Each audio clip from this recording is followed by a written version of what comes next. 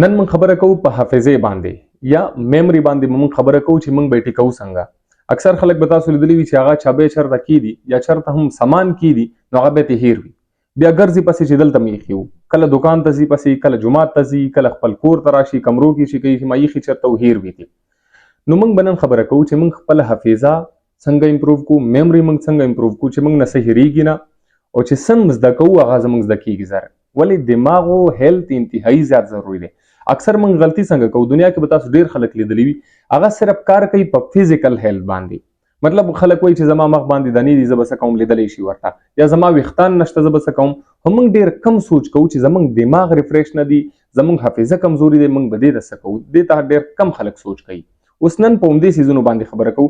اس یو مثال درکوم که تاسو ته چرته کور کې یو سامان ولیکلو بازار ته ولیکلو اکثر داسې خلک مالیدلی دي زمونږ هم یو شته دی زمونږ ترور زوی دی نو که سامان درته ولیږي اکثر بازار ته به ولیږي هغه پرچه به جیب کې راوړي ته هیر به وي خو که بیا چا ودم کړی وي پرچم درته ولیکي او راشي کور ته بازار هم بند شوی وي نو الله دې بیا مل شه.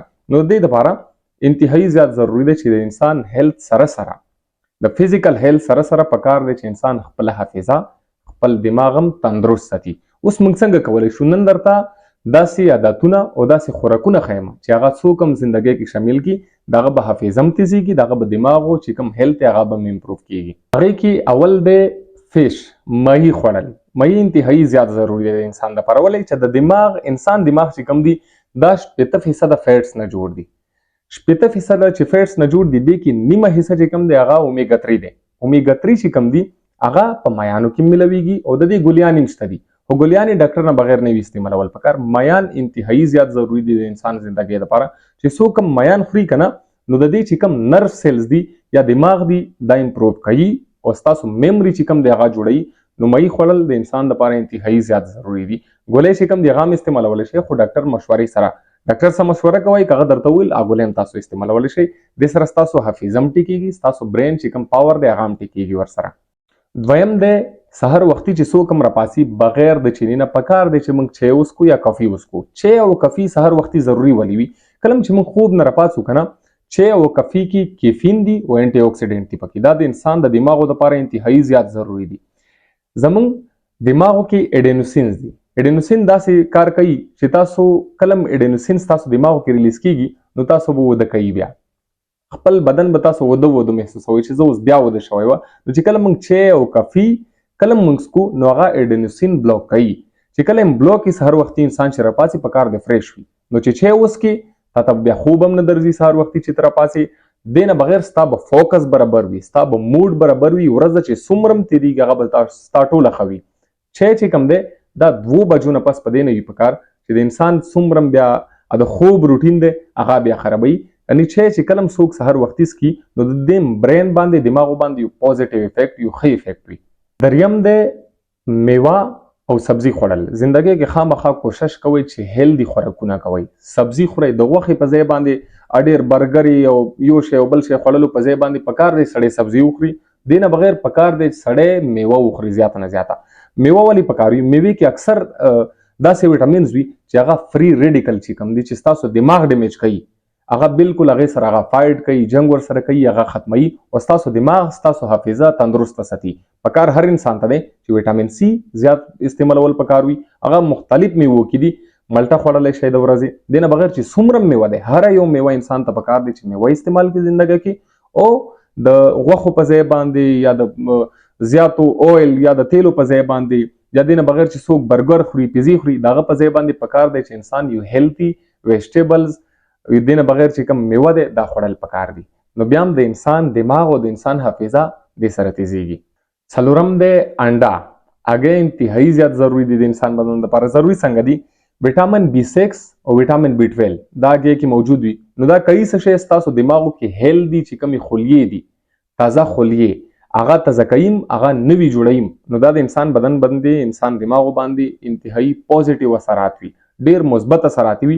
نو خامخا کوشش کوئ چې زندګۍ کې خامخا کلم سحر راپاسئ بریکفاسټ کې سحر نشتې کې هم پکار دی چې تاسو انډه استعمالوئ د دې هم دماغو باندې ډیر ښه اثرات وي.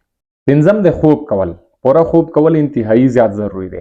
خوب په دې ضروری دی که کلم ستا خوب پوره نه وي ستا به یو کار هم پوره نه وي بیا خوب که د چا شپږو غنټو نه کم نو ستا به دماغ هم بیا صحیح کار نه کوي، ستا حافظه به هم صحیح نه ډیولپ کیږي، ستا چې کوم برین پاور دی د دماغ زموږ چې کوم پاور دی هغه به هم صحیح بیا کار نه کوي.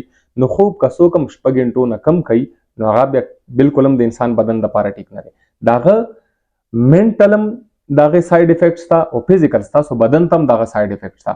نو خوب کول هر انسان ته پکار دی چې هغه 8 غنټې خوب خامخا وکړي. که چېرته 8 غنټې خوبونه کړي دغه به ورځ هم ټیک نه وي او د مخصوصا به بیا صحیح خوب نه ورځي. نو 8 غنټې خوب چې څوک هم کوي دغه دماغ باندې د هغه حافظې باندې یو مثبت اثر وي، دغه حافظه هم د سره ټیکیدلی شي، دغه دماغ او د فزیکل هیلث او منټل هیلث د سره بالکل ټیکیدلی شي. نو خوب کول د هر انسان لپاره 8 غنټې کم از کم ورځ او شپې کې انتهایی زیات ضروری دی. شپږم د خپل دماغ استعمالول. اوس که څوک هم غواړي چې زما حافظه امپروف شي، زما حافظه ټیک شي، زیاته شي، چې هر څه زده کولی شم، نو دماغ خامخا استعمالول ضروري دي. دماغ چې کوم دی دا صابون نه دی. خلک وایي چې صابون څومره استعمالوي که نه نو هغه ورځ نه بله ورځ ته ورکوټې کېږي. دماغ داسې نه دی. دماغ د دې اپوزیټ دی. دماغ چې ته څومره استعمالوي، نیورونز دي چې ته څومره استعمالوي، هغه ورځ نه بلې ورځ ته بیدارېږي او هغه صحتمند کېږي، هغه بیا کار ښه کوي. دې ته اوس موږ کولی څه شو؟ زندګۍ کې خامخا نوي نوي څیزونه زده کوئ. نن سبا د انټرنیټ زمانه دی. داسې مه کوئ چې تاسو یو څیز زده دی بس یو روټین د زندګۍ کې هغه کوئ. نه، د یو ریسرچ مطابق چې څوک خپل دماغ څومره زیات یوز کوي، څومره زیات استعمالوي، نوي نوي څیزونه زندګۍ کې زده کوي، د هغه دماغ به هم ټیکېږي او هغه سره به د دې حافظه، د دې میموري به هم امپروف کېږي. چې څومره ته دماغ زیات استعمالوي، څومره ته نوي څیزونه ګوري، څومره ته نوي نوي شیونه زده کوي، نو دې سره دماغ انتهایی زیات امپروف کېږي. نو پکار دی چې موږ دماغ زیات نه زیات استعمال وکړو.